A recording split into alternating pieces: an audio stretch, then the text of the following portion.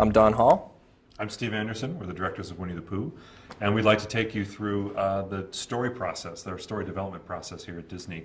It's really the same process that Walt and his team established very early on in the early days of the studio. It's a very collaborative process, and it's a very visual process. And we really wanted to embrace that on Winnie the Pooh and use that process to create this film, so we're going to take you through the steps of how we did that. Excellent. All right. So the origins of the film are very simple, much like the Pooh stories on which they're based. Bob Iger had a conversation with John Lasseter and said, take a look at Winnie the Pooh, if you wouldn't mind. John Lasseter had a conversation with us and said, take a look at Winnie the Pooh, if you wouldn't mind. So, but there was a strong feeling to really return Winnie the Pooh to his roots. And to us that meant two things. It was the Milne stories that the original Disney featurettes were based on, and then the Disney featurettes themselves in the 60s. So the first thing we did was read the books cover to cover. And Steve was a fan as a kid and had read the books. I was sort of new to it, and I was completely blown away by how funny they were, and how charming and witty, and how they kind of worked on different levels. So I think we were absolutely convinced that this was broad audience material here. So once we picked out about 6 stories that we felt we could explore, we got to work drawing them out. And we got Bernie Mattinson, who's been with the studio since 1953. Bernie's worked with Walt Disney and the original 9 Old Men, and he's a bona fide Disney legend. So we got him on board early on, and we started drawing beat boards based on these 6 stories. Bernie became sort of our Pooh guru in a way. He was sort of the sounding board for all things Winnie the Pooh, and if Bernie felt good about it, then we felt good about it. So one of the stories Bernie did a beat board for was Eeyore losing his tail.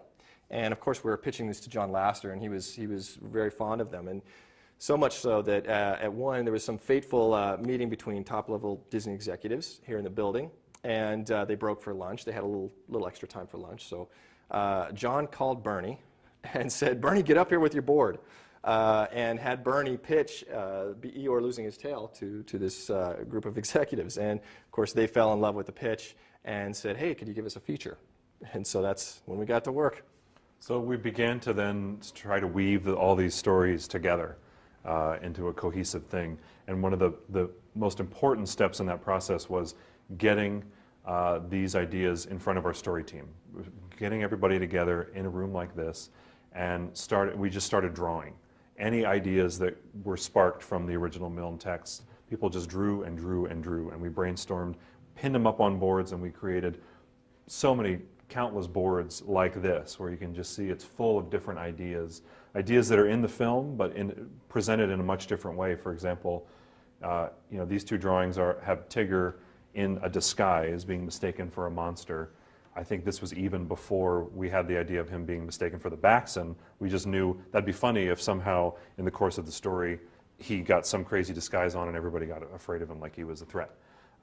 So you never know what ideas are going to spark a great sequence on down the line. So you keep the room free, you keep it open, collaborative, and like I said before, visual. So then all these visual ideas then become the clay with which we then sculpt our story. And ultimately we end up with boards like these. This is an even more detailed outline board of the final film. And then this becomes the touchstone for the storyboarding process. Now that we move into actually doing continuity boards, everybody refers to this. We take this outline and we break it up into sequences, different sections, and each storyboard artist gets a few different sections, and this was the script with which they followed. We didn't actually write a screenplay, we had our outline. And if anybody needed to know where their piece fit into the puzzle, the balance, the structure of the story, what comes before, what comes after, this is what they would refer to. This was really our Bible, if you will. And then storyboarding began. So this outline process is also our pitching tool to pitch to John Lasseter. And he's able to tell through the pitch, if the overall story is working. And so once he feels good about it, then he gave us the go-ahead to start storyboarding continuity. And it was actually a very easy process because the story crew had been with us from day one in the story room when all these crazy ideas were being thought of. And so, like Steve said, we didn't really have a screenplay. We just started storyboarding, and they wrote and storyboarded their own sequences.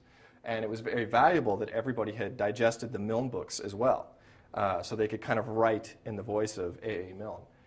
And so this process, goes on for a few months, and then we screen the movie, which means we film the story sketches, add temporary sound effects, temporary dialogue, temporary music, and screen it for an audience in our theater downstairs of our colleagues and crew.